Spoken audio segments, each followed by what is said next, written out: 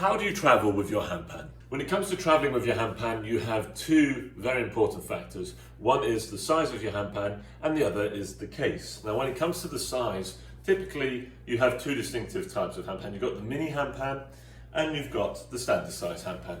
You can see they're very different in size there. The standard size handpan practically can be taken onto any form of transport, public transport for that matter. The reason is it's practically the size of a typical backpack, your standard backpack. It is a little wider, but you can see it's not near as high as a standard backpack and therefore can be carried on no problem. The larger standard size handpans, however, are a little bit more hit or miss, pun not necessarily intended. You need to check with your airlines beforehand and the dimensions of your standard size handpan to see if you can take it on the plane.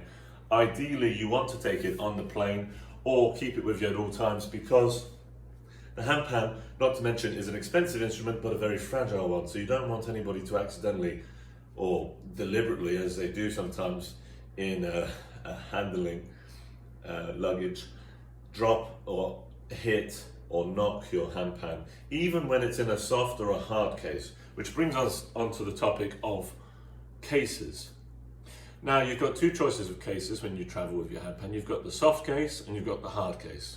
Soft cases are great for portability, lightweight travel. Now it goes without saying that a hard case, given the extra layer of protection and material used, is a little bit more robust but also heavier to handle.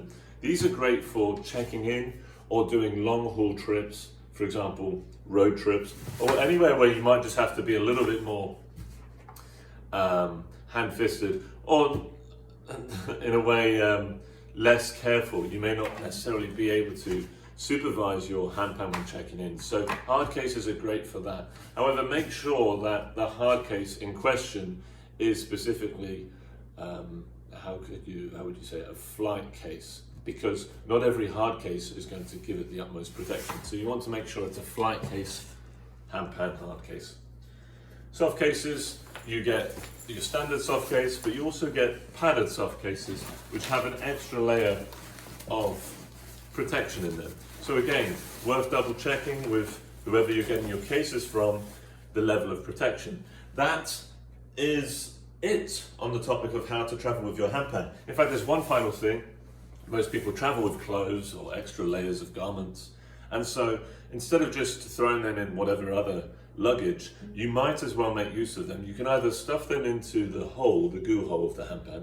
Be sure not to overload that because you don't want to make any extra pressure